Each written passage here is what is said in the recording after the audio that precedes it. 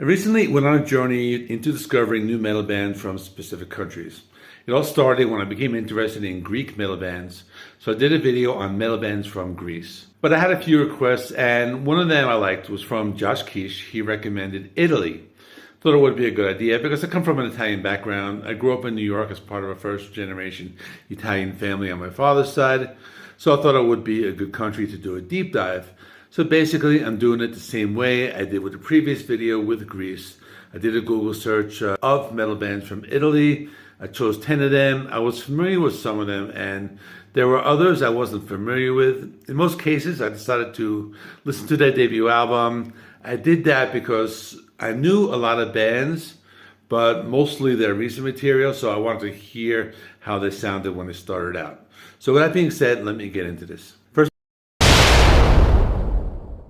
band I have is Rhapsody of Fire. I was familiar with this band because I knew they released an album in 2024 called Challenge the Wind. That one I liked. It didn't make my top 40, but I enjoyed the album. I decided to go all the way back to the beginning to their 1997 album, Legendary Tales. But first, a quick history because they have an interesting trajectory.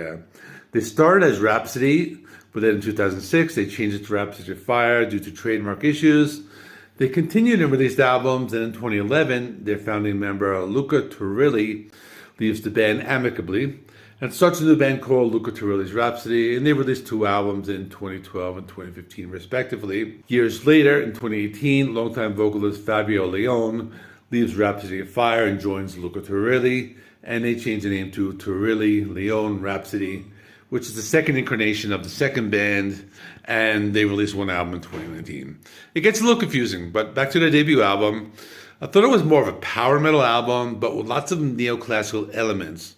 I know they're known for being a symphonic metal band, but I thought it was closer to traditional heavy metal and neoclassical. The album was very well-rounded, had a few short instrumentals, a few shorter songs, and a few longer epics in the 6 to 7 minute range. There were a lot of those big soaring vocals and keyboards in the background. The song still had fast drum beats, and that was common with power metal bands. I think I may have liked this better than their more recent album, but I'll have to listen more. But so far, I'm interested, and I want to check out more of their albums. The next band I have is Necrodeath. This was the first time I listened to this band. I know they released an album called Singing in the Pain back in 2022. I didn't listen to it, although the album title sounds strangely familiar. I went back to their first album called Into the Macabre.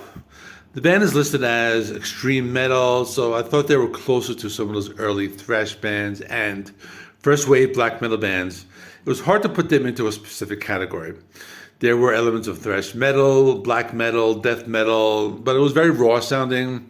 A lot of guitar riffs sounded like early Slayer, but then there were other times I thought they were trying too hard to play very fast, where they're just spitting out their vocal lines. Most of the time the songs were fast-paced, but they're not afraid to slow down at times, and they use more distortion and dissonance. Overall, I thought it was not too bad, but not something I will be going back to often.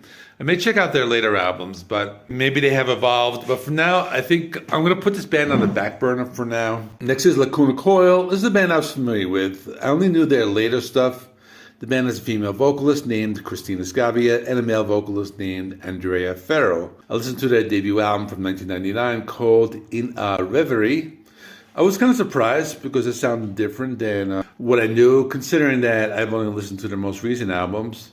They're described as being a gothic metal or alternative metal band, but it basically means that really no one knows what category to put them into. Those words can really mean anything to me.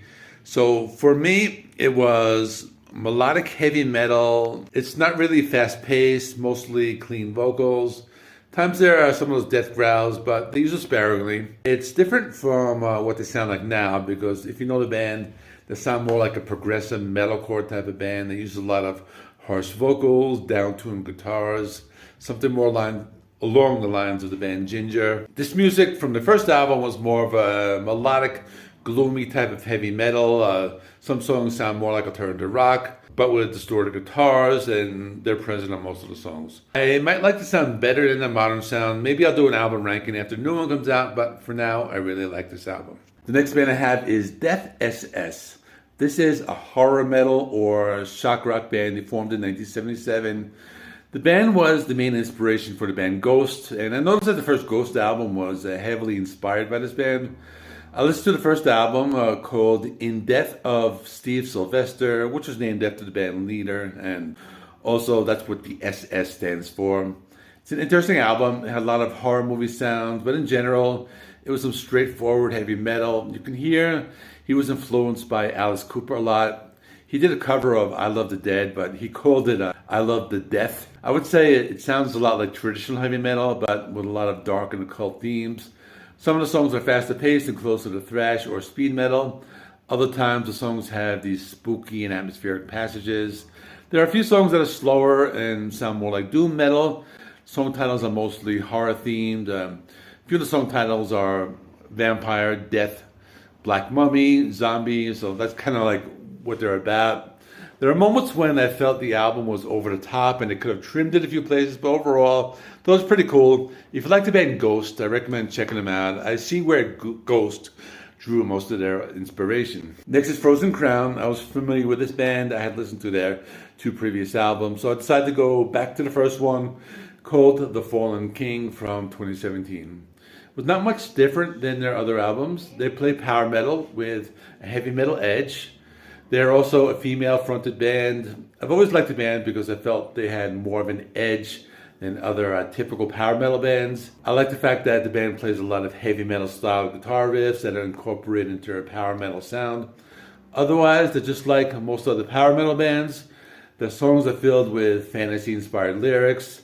They have a fast-paced drum beats, lots of melodic guitar playing, and they incorporate death growls into their songs at times.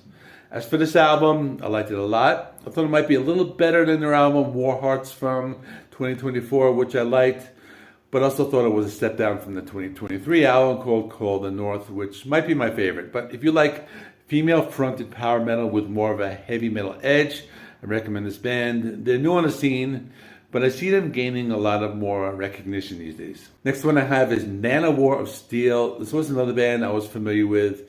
They are a comedy metal band, and I usually don't like that type of band or that subgenre. I've always thought their albums were pretty fun. I was familiar with their last 2 albums, so I went and listened to their second album called Other Bands Play, Manowar Gay. This was released in 2005, and back then they can get away with having a title like that, but it's just fun. To be honest, I thought it was okay. I liked their latest album much better. This one had a lot of parodies and some original songs. The title track was a parody of the Manowar song Kings of Metal from their 1988 album. It was fun. Also a lot of dialogue in Italian I didn't understand. Another parody I thought was funny called The Number of the Bitch, which is a parody of the Iron Maiden song. And it was about calling those phone sex numbers that used to be popular back in the 90s and back in the day. So that was funny. Otherwise, the album was not that great. It has moments, but I'd probably rather listen to their later stuff, which was pretty cool. So I think you should check it out. The next band I have is Elven King. They are a power metal band. They've been around since the late 1990s. I came across this band, and I thought they were pretty much a typical power metal band. They write a lot of lyrics about fantasy stuff. I knew they had an album that was going to come out in April 2025. And I knew it was the third part of a trilogy, so I decided, instead of going back to their first album, let me go listen to the first part of the trilogy. That will prepare me for the new one, because I will probably eventually do a review of the new one eventually, so I need to prepare. So I listened to the first installment, called Reader of the Runes, Divination from 2019. My first impression is that a typical power metal band. I thought they were similar to a band like Blind Guardian. Lots of fast drum beats, big guitar riffs. The vocals were very melodic. I also noticed they're not afraid to go out of their comfort zone. So, for example, there were moments that might have sounded a little bit like thrash. There's some guitar riffs that sounded something like black metal.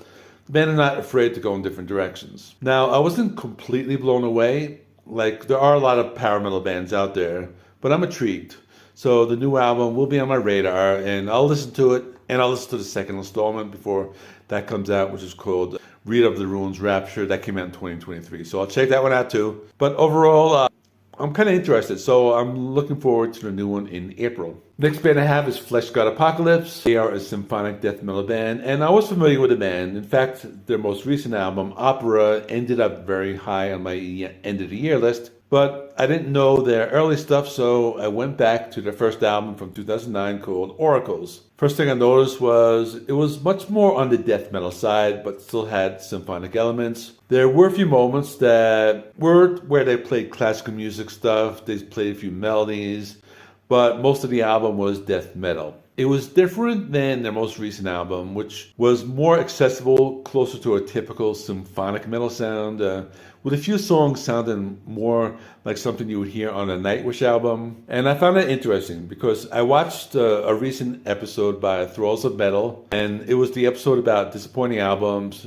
Necrodeath Nick said he was disappointed with their latest album, Opera, because he preferred their early albums. But I think for me, I might feel the other way around. I think I like their sound from their last two albums, but then again, I'm going off my first impression. I need to listen to all the albums in full just to make that judgment. But I think it's still one of my favorite symphonic death metal bands. Next band I have is Graveworm. They're called extreme metal band, and they've been around since 1992. I listened to the first album, When the Daylight's Gone, and Underneath the Crescent Moon. So to me, it sounded like melodic symphonic black metal. It was my first time listening to the band. I know they had an album back in 2023, but it just went under my radar. I never listened to it. I really enjoyed this album. It wasn't all blast beats and screams like some black metal. There was a lot going on. They had haunting keyboards, church bells. There were some softer atmospheric sections.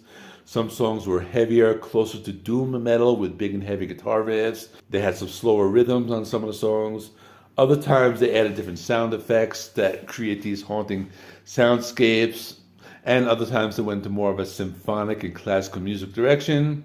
And other times they sounded more like the typical symphonic black metal band, something like Cradle of Filth, which is the band I also like.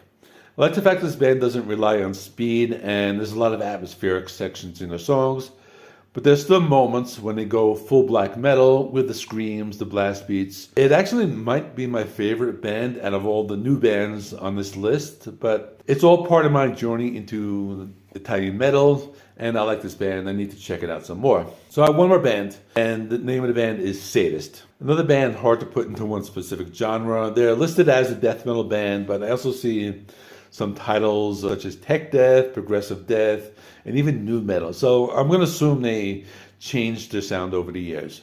I went and listened to their debut album from 1993 called Above the Light. Thought it was pretty good. I was expecting straightforward death metal, but the sound was very diverse. There were a lot of atmospheric sections with haunting keyboards. There were parts of the album where they got softer and they had these soft acoustic interludes. Other times it sounded like some old school death metal, but with a slight thrash influence. But there were many moments where they just added these soft classical sections and added a lot of atmosphere to the album.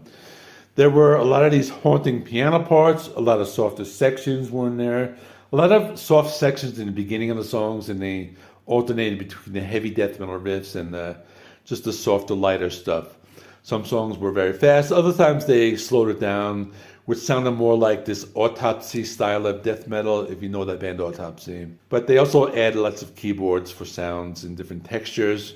Another band I need to explore more. I know they released an album a few years ago. I never listened to it. I'm interested, so I'll definitely check it out. So now, what's my takeaway? I guess it would be Italian metal bands like symphonic elements. And no matter what kind of metal they're playing, I think they like to add in these symphonic parts. And it makes sense. The country's known for its operas, so I guess the metal bands of Italy would have a tendency to be more theatrical than a typical band from the Americas, which might be more straightforward. Again, this is just my first impression, just my perception from the small pool of bands that I chose. But anyway, give me some more Italian metal bands to check out in the comments. I might do a follow-up like I did with the Greek albums. I got a lot of Greek albums. I might actually be following up on that one as well. So in the meantime, thanks for watching. I'm going to put a little link to the video I did on Greek metal bands. So that's going to be here on the screen. Please give the video a like. It helps me with the YouTube algorithm. Please subscribe if you're not already. I do rock and metal reviews, rankings, and more. Thanks for watching, and I'll see you in the next one. Subscribe if you're not already.